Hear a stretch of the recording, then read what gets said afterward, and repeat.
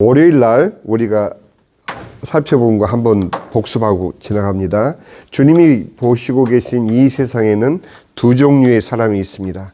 거기에 나는 어디에 속하는지 그는 스스로 확인할 수밖에 없어요.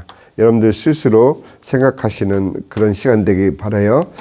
두 종류, 예수님을 구주로 믿는 사람과 믿지 않는 사람, 두 종류의 사람뿐입니다.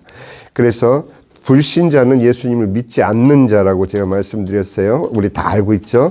그들에게는 복음 전파를 해야 될 사명이 먼저 믿은 자들에게 있다는 거 여러분들이 다시 한번 생각하시고, 신자들은 그럼 어떻게 복음을 전할 것인지에 대해서 훈련을 받아야 돼요. 우리가 그냥 믿음 생활 한다고 하지만 교회에서 예배 드리고 주님께 나아서 함께 예배 드리는 그걸로 우리 신앙생활이 다다 그렇게 생각하시면 안 되고, 이제 우리 어르신들 이제라도 내게 있는 복음, 내가 믿고 있는 예수님을 어떻게 증거할지에 대해서 이제 배우셔야 돼요. 그래서 훈련을 받는데 그 훈련은 그냥 막연한 훈련이 아니고 어떤 훈련이 필요하냐 하면 왜 복음을 전해야 되는지를 내 스스로 알고 있어야 돼요. 내가 왜 복음을 전해야 되는지. 이 데이케어도 결국 물론 여러 가지 목적이 있지만 또 우리 대표님이 가지고 계신 신앙을 통해서 내가 이 일을 해야 되겠다. 이 일을 통해서 섬기면서 결국 궁극적인 목적은 안 믿는 어르신들이 와서 섬김을 받음으로써 또 예수님을 믿고 하늘나라를 갈 수 있도록 그렇게 인도하는 것이 궁극적인 목적이 돼야 돼요. 그러니까 첫 번째 복음을 왜 전해야 되나? 이것. 두 번째는 누구에게 복음을 전해야 되나? 나 같은 처지에서 지금 내가 거동도 불편하고 모든 것이 불편한 상태에서 그럼 어떻게 복음을 전해야 될 것인가? 여러분들이 몸이 아프고 거동이 불편한 이유로 내가 믿는 자로서 이 복음을 전해야 된다는 사명에서 내가 면제됐다고 생각하시면 안 돼요. 하나님께서 나에게 그런 환경과 상황을 주신 것은 그 상황과 환경 가운데 있는 사람들에게 복음을 전하라고 나를 그곳에 보내주신 거예요. 그렇기 때문에 내 처지를 돌아볼 때 나는 왜 이렇게 됐지? 나는 왜 이렇게 아프지? 그렇게 내 처지만 바라보면 하나님의 소명을 놓치고 말아요. 여러분들이 함께 오늘 같은 경우도 예를 들어 닥터 오피스에 가서 검진하고 만나고 하는 그 모든 과정에서 똑같은 문제를 가진 분들에게 여러분들을 보내시는 하나님의 사명이 있다는 것을 깨닫고 나면 내가 이런 처지에 있는 것이 나에게 답답한 것이 아니라 나와 함께하는 그런 사람들에게 복음을 전할 수 있도록 나를 보내시는구나. 근데 솔직히 말씀드리면 어떻게 복음을 전해야 될지에 대해서 많이 알고 있지를 못해요. 그리고 교회에서도 하나님에 대해서 설명해 주시고 가르치시고 하지만 실질적으로 내 안에 담겨져 있는 복음을 어떻게 꺼내서 어떻게 말로 또는 어떤 형식으로 전해야 될지에 대해서 구체적인 훈련을 사실은 많이들 안 하고 있어요. 그래서 그러다 보니 여러분들 완전히 우리가 거꾸로 알고 있는 게 뭐냐면 사실 복음을 제일 잘 전할 때가 언제냐 하면 막 예수 믿었을 때예요.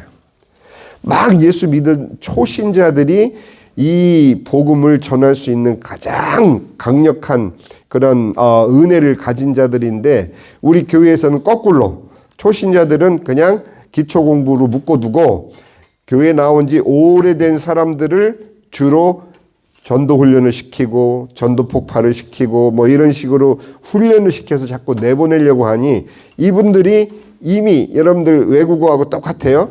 어린아이들 미국에 오면은 이 아이들이 어릴수록 영어를 금방 배워요.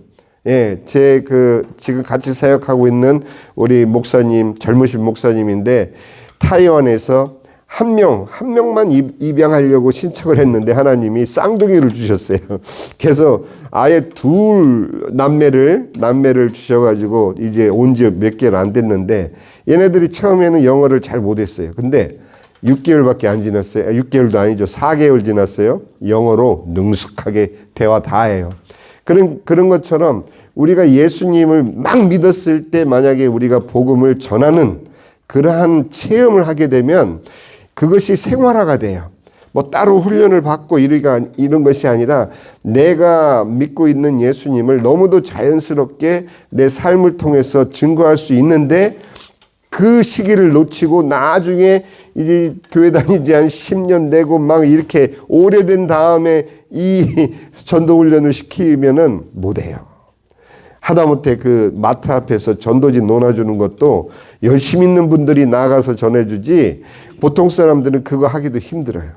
그러니까 왜 이렇게 됐냐 하면은 우리가 예수님을 믿자마자 바로 그 예수님의 사명으로 우리가 무장을 할 때 그게 비로소 가능한데 이제라도 왜 그러냐 하면 여러분들이 가지고 계신 사명은 발로 나가서 전하고 손으로 전달하는 이 복음 전파가 아니고 기도와 함께 나와 함께하는 내 주변 사람들에게 복음을 전하는 그런 사명이시기 때문에 이제부터 훈련을 받으시면 너무너무 여러분들이 행복한 여생을 사실 수가 있습니다. 자, 그러면 우리가 먼저 왜 복음을 전해야 될까? 이거를 우리가 집중적으로 살펴볼게요. 이것은 다름 아닌 예수님의 비전 때문이라고 그랬어요. 예수님께서 복음을 전해야 되는데 월요일에도 말씀드렸어요. 그냥 예수님 능력 많으신 분이니까 강제로 다 믿어라 하면은 다 믿지 않습니까? 그렇지가 않죠. 우리가 하나님께 부여받은 자유의지는 하나님께서 우리들에게 스스로 하나님을 택하여 섬길 수 있는 자발적인 마음을 위해서 주셨기 때문에 하나님께서도 그것을 강제하지 않으세요. 그래서 아담과 하와가 하나님의 말씀을 불순종할 수 있었던 것조차도 하나님께서 부여하신 그 자유의지로 말미암아 그들 스스로의 선택을 할 수 있었던 것이거든요.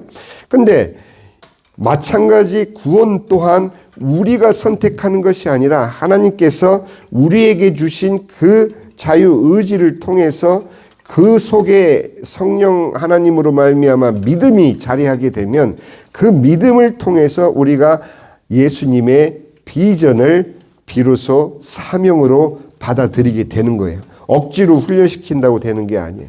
그러나 만약에 종교적으로 어느 종교라고 우리가 말씀드리기는 뭐하지만 지금 라마단 기간이거든요.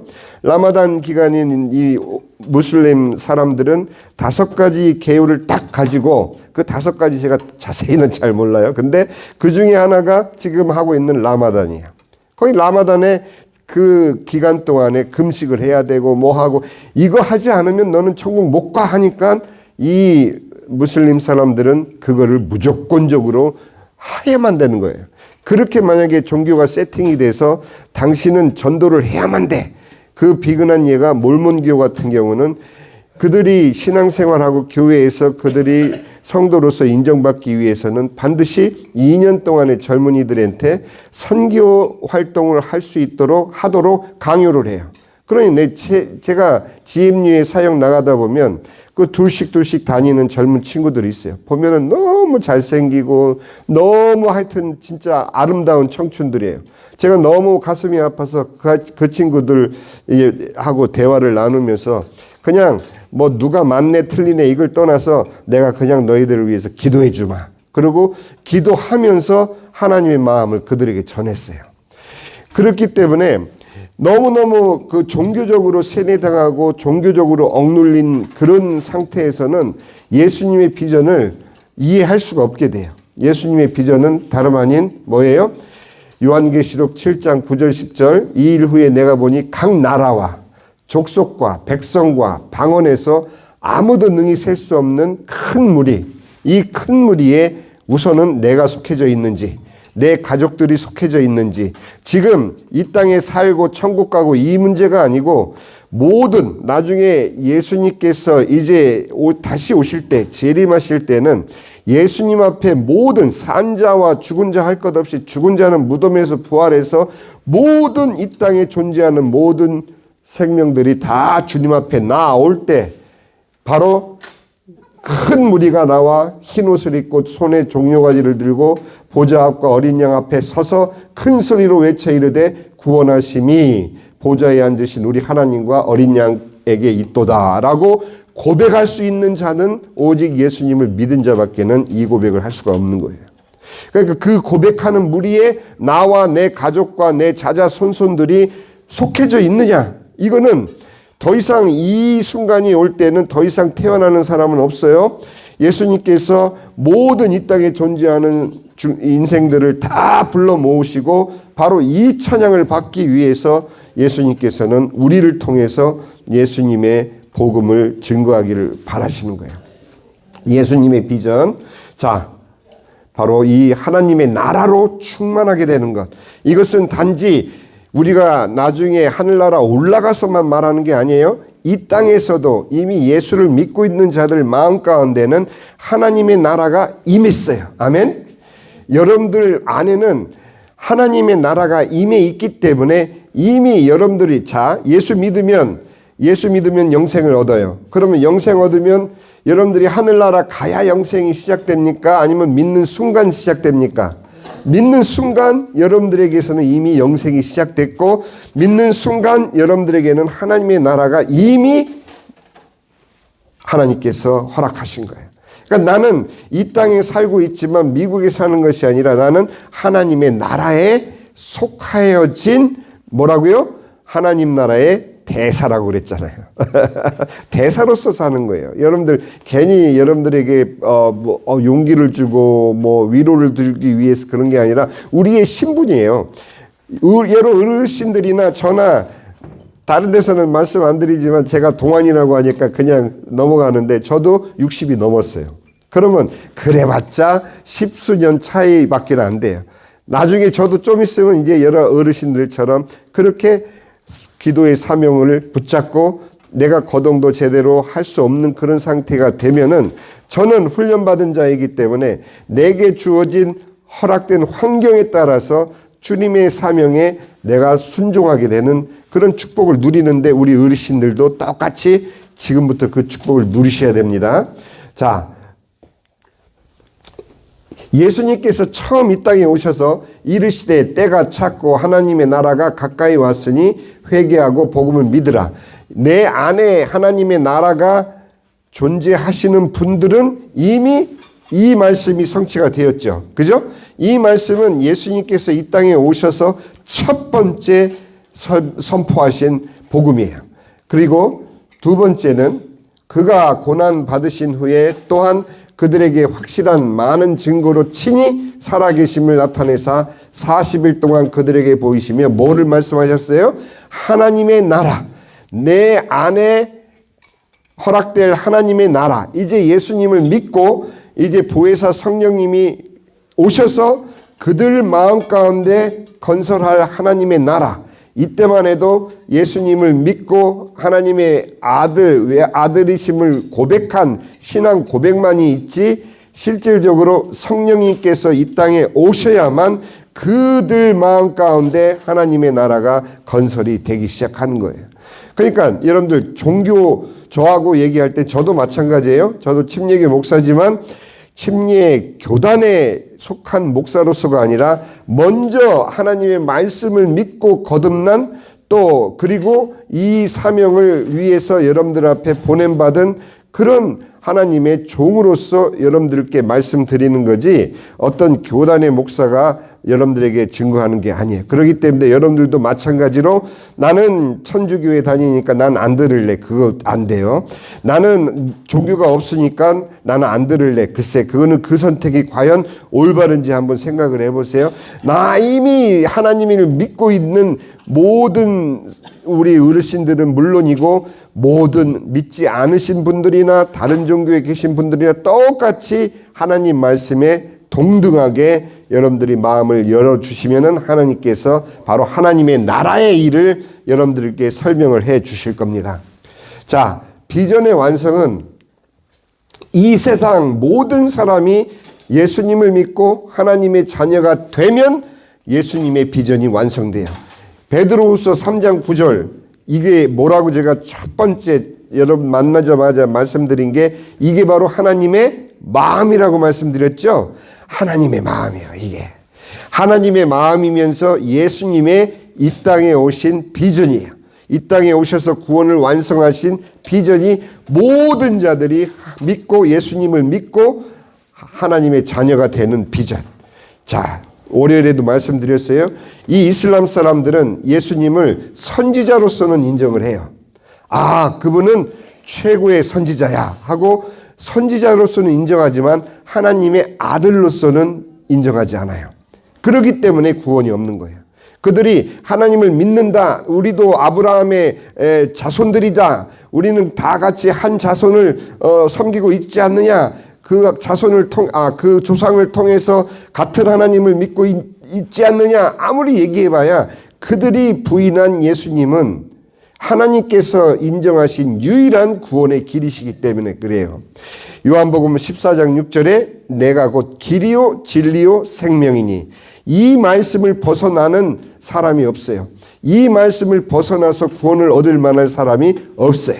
그것을 베드로는 정확히 알고 이 만천하에 구원을 얻을 만한 이름을 우리에게 주신 일이 없느니라. 오직 예수님만이 구원자요 하나님께로 가는 길이다. 그렇게 선포를 하신 거예요. 여러분들도 마찬가지예요.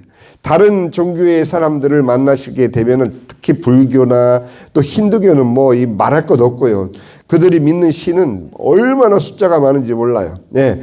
그런 사람들을 만나면 그 마음이 허해서 무조건 어떤 종교든 붙잡고 있는 거 다 이해는 하지만 그러나 당신은 그 종교 이전에 하나님 말씀에 이렇게 창조된 사람이야. 이제 우리가 지나가며 어떻게 복음을 전할지에 대해서 배울 때 자세하게 여러분들 컬러링 하는 것처럼 색깔 칠하시는 것처럼 우리가 백지에 내가 믿고 있는 그 복음의 내용을 그림을 그려가면서 설명하는 훈련을 해드릴 거예요.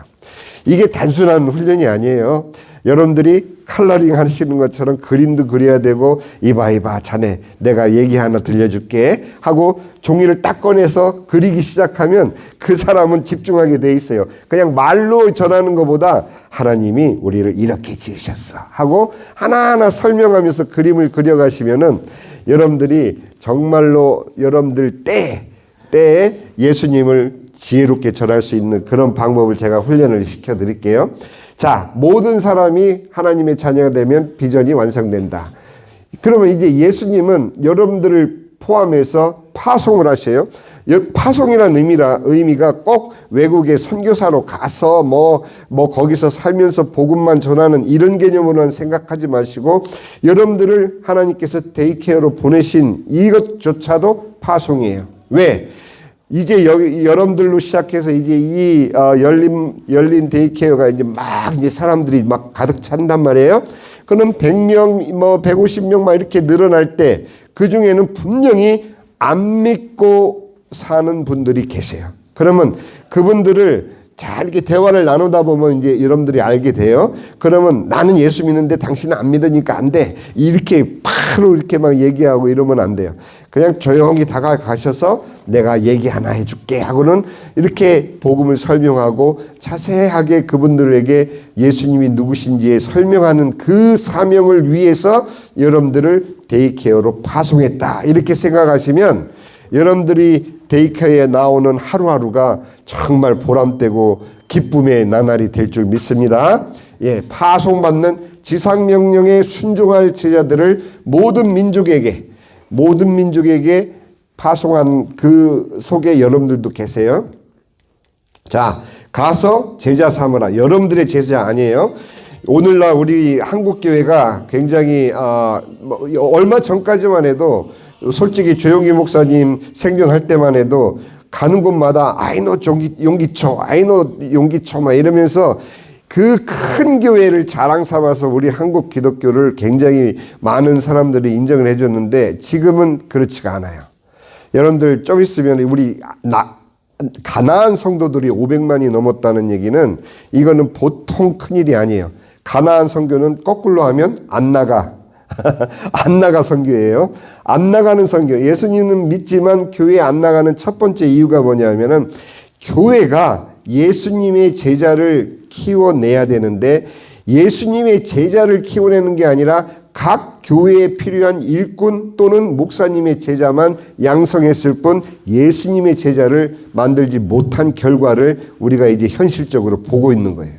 예, 말 잘 들으면 좋죠. 담임 목사 말 잘 들으면 복 받는다고 하니까 그냥 뭐 어르신들 맹목적으로 목사님께 순종하고 교회 하라는 대로 하고 다 좋아요. 좋은데 그 끝에 예수님이 계시는 것을 교회가 가르치지 않으면 그거는 온전한 제자 삼는 것이 아니에요. 그래서 여러분들이 이제야말로 정말 예수님의 제자로서 양육받을 때다. 그렇게 되면 예수님의 비전이 나의 비전이 되게 돼요. 예수님이 꿈꾸시는 그 비전이 우리 어르신들의 비전이 되는 그때를 위해서 하나님께서는 저를 보내셨고 여러분들로 하여금 이 말씀을 듣게 하시는 겁니다. 아멘.